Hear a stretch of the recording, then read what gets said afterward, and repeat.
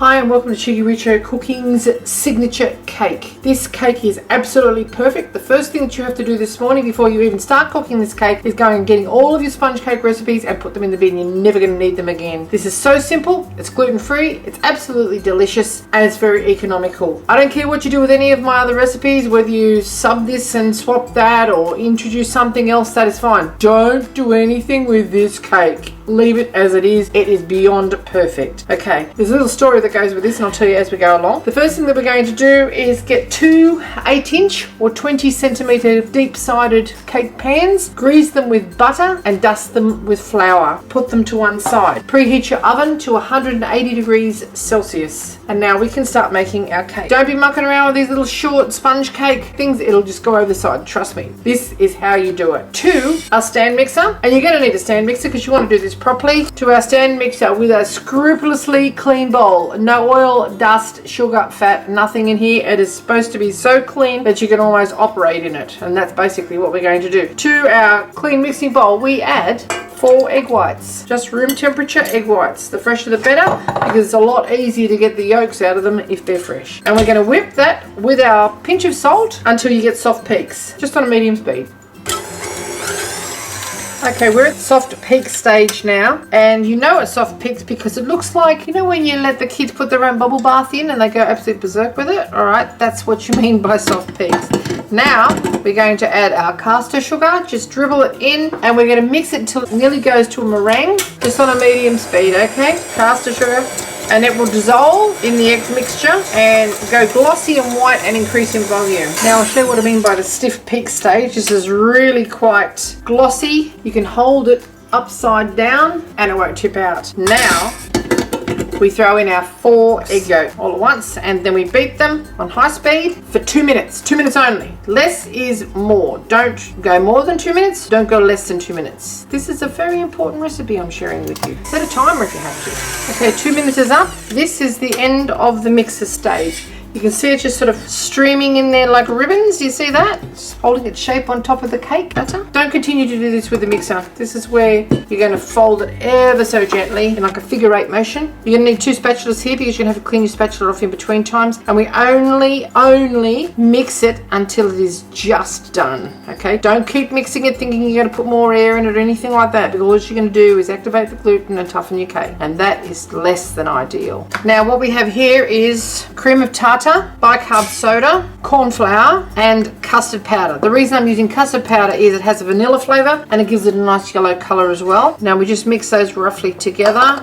and then we sift this all at once onto the top of that batter from a height, so you'll be incorporating as much air as possible. If you've got one of those triple sifter things, go for that. You can sift it a couple of times if you want to. This is a really fine sieve and we're going to just send our mixture in like so. Okay, get rid of any lumps in there. They've got no business being in this cake at all. Don't even squash them through, just chuck them out.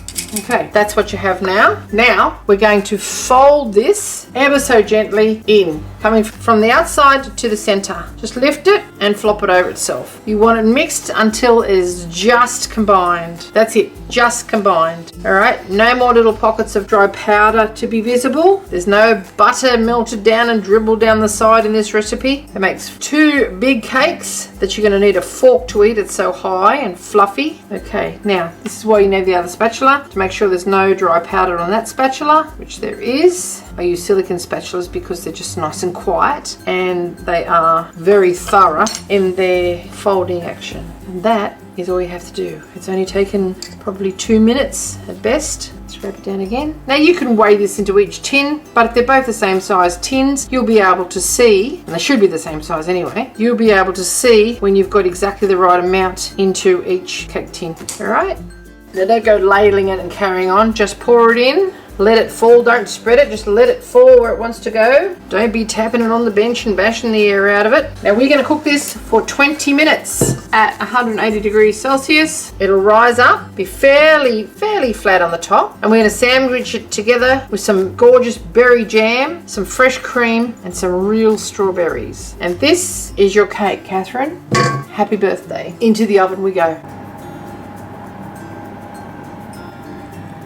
Okay, after 20 minutes, it's lightly pulled away from the side, level on top, golden brown. It smells divine. Okay, let them cool for about 5 minutes in the tin. Then we're going to run a knife around the edge and release them. Pop them out onto the wire rack and place them the right way up on the wire rack. Otherwise, you'll get some little lines on it, which isn't ideal if you're not going to ice it. Okay, after about 5 minutes, and they're very, very delicate. And just stand them on the cake cooler to completely cool. We're going to dress our little birthday cake now for Catherine. We've got whipping cream there. We're just going to add a little bit of vanilla, pure vanilla extract, and a couple of teaspoons of caster sugar in there. I'm going to make a sweet cream for our filling. So just on a medium-low speed until you've got quite whipped cream, like a little bit better than soft peak.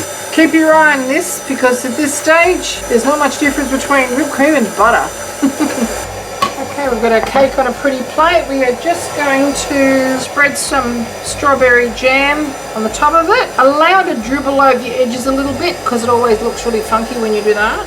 Okay, we've just got some nice soft peaks on our cream, as you can see, and we're just going to layer it on top of our cake and let some of it peek out of the sides before we put our top on.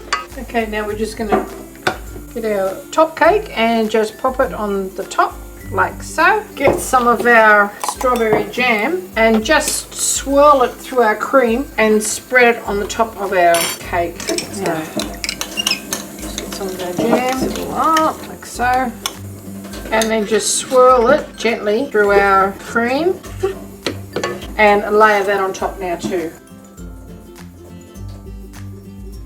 Okay, and we're just going to put a couple of strawberries just on the top. And that's it. There you have it. Cheekyricho Cooking's award-winning sponge cake. Thanks for watching. Okay, we'll cut this, shall we? Hope you enjoyed your little birthday cake, Catherine.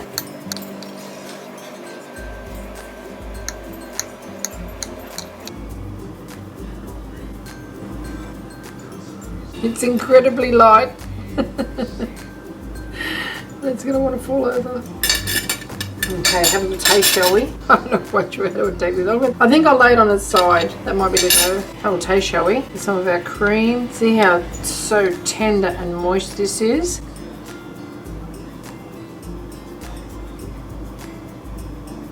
It's nearly floating off the plate. It's so gentle.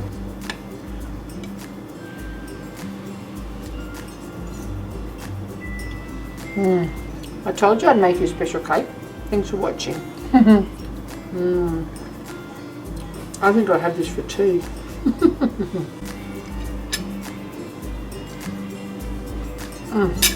It's divine.